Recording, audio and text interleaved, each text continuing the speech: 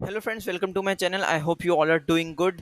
तो जैसा कि आपने थंबनेल में देखा ही है कि आज हम डिस्कस करेंगे जो कि फंडामेंटली वेरी स्ट्रॉन्ग स्टॉक है, श्याम मेटेलिक्स। तो लॉन्ग टर्म के लिए हम ये डिस्कस करेंगे आज का स्टॉक।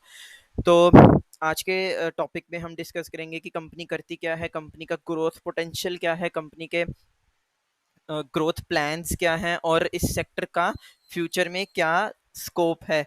तो वीडियो के एंड तक बने रहिए, क्योंकि वीडियो के एंड में हम टेक्निकल भी डिस्कस करेंगे, क्योंकि इसमें एक बहुत ही अच्छा टेक्निकल पैटर्न बन रहा है, वो हम वीडियो के लास्ट में डिस्कस करेंगे।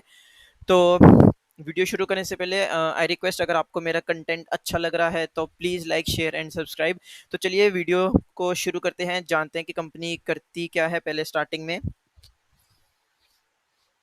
तो यहाँ पे हम देखें जो इसके बेसिक्स फंडामेंटल्स के जो पॉइंट्स हैं वो मैंने हाईलाइट किए हैं। यहाँ पे R O C E, return on capital employed 44% का है। जितना वो कैपिटल लगाते हैं उस पे रिटर्न भी ये बहुत अच्छा जनरेट करते हैं। रिटर्न ऑन इक्विटी कितना है, 36% का है। डिविडेंड भी इसका बहुत अच्छा है, 2.31% का डिविडेंड है। पीई रेशो 4.7 है। तो आज की डेट पे ये कंपनी कॉस्टली भी नहीं है, इसका शेयर प्राइस इतना कॉस्टली भी नहीं है एज पर पीई रेशो।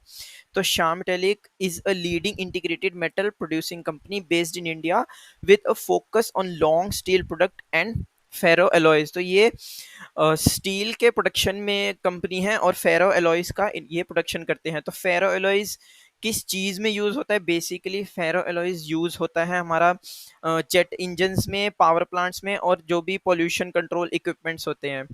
तो यहाँ पे इनकी रेवेन्यू की बात करें तो इनका सबसे ज़्यादा जो रेवेन्यू है वो फेरो एलॉय से ही आता है। 31% का रेवेन्यू है, और इनका जो 25% का रेवेन्यू है वो है स्पॉन्ज आयरन से। अब आपको शायद ये पता हो कि इंडिया पूरे वर्ल्ड में सबसे लार्जेस्ट प्रोड्यूसर है स्पॉन्ज आयरन का। तो ये कंपनी स्पॉन्ज आयरन का भी प्रोडक्शन करती है, जिससे कि इनका 25% का रेवेन्यू भी आ रहा है। तो कंपनी के अभी 3 मैन्युफैक्चरिंग प्लांट्स हैं, जिसकी capacity 5.7 million ton per year है। और इस पे ये बहुत ही फोकस कर रहे हैं। आने वाले टाइम में ये इस कैपेसिटी को इंक्रीज करने का भी सोच रहे हैं। क्यों? क्योंकि as per global market insights अगर हम देखें तो फेरो एलॉय की एक्सपेक्टेड जो ग्रोथ है वो 5.5% सीएजीआर के बेसिस पे चल रही है, और ये 2025 तक का इसका प्रिडिक्शन है। तो CAGR means compounded annual growth जो है वो इसका 5.5% के हिसाब से चल रहा है इस सेक्टर का। और ये कंपनी उस फील्ड में सबसे हाई लेवल पे है, जो कि जिससे कि इनका सबसे ज़्यादा रेवेन्यू भी वहीं से ही आता है। अभी आज की डेट में जो मार्केट शेयर है ये इसका फेरो एलॉय का वो 47 बिलियन यूएसडी है।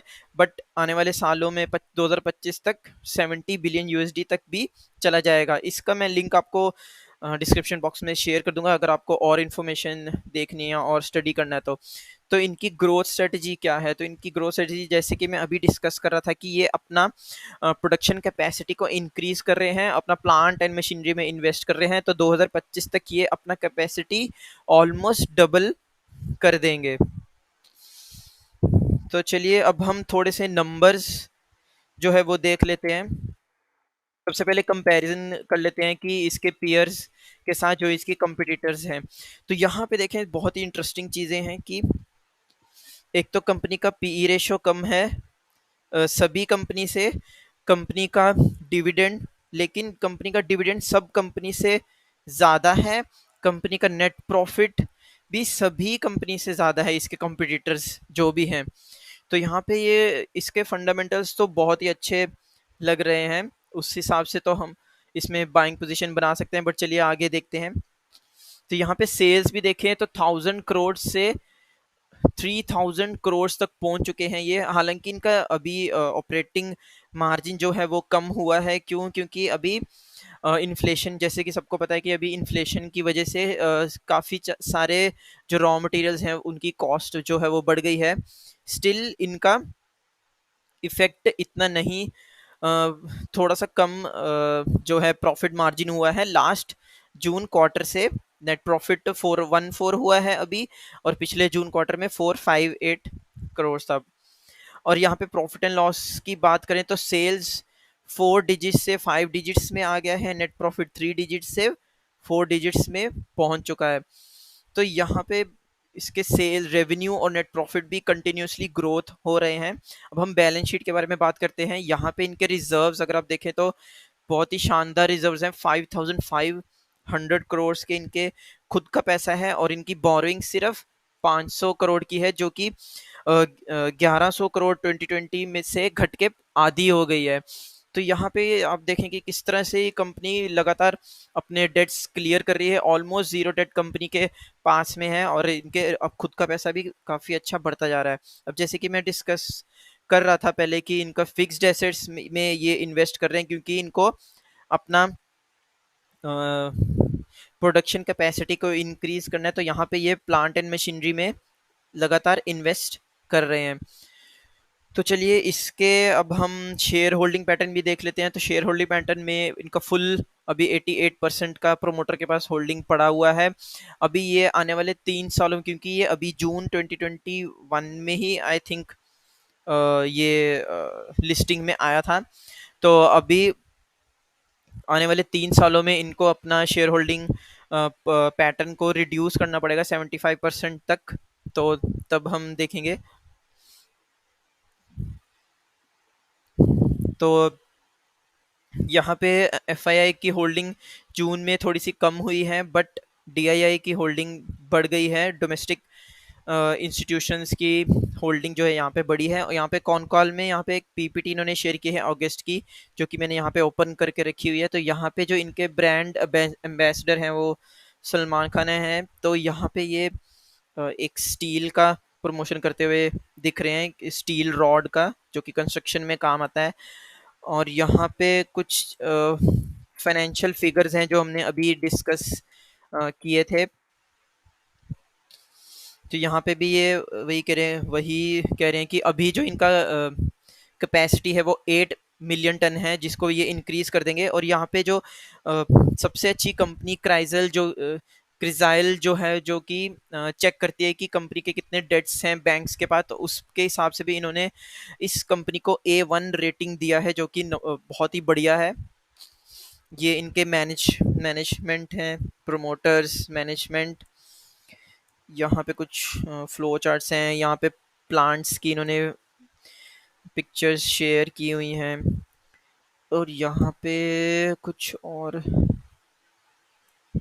देखने वाली चीज़, यहाँ पे जो इनका कैपेसिटी इन्होंने को कैटेगराइज किया है कि आयरन पेलेट का कितना है, स्पॉन्ज आयरन का कितना है, देन अदर प्रोडक्ट्स फेरो एलॉयज का कितना है, तो उस हिसाब से दिखा रहे हैं ये।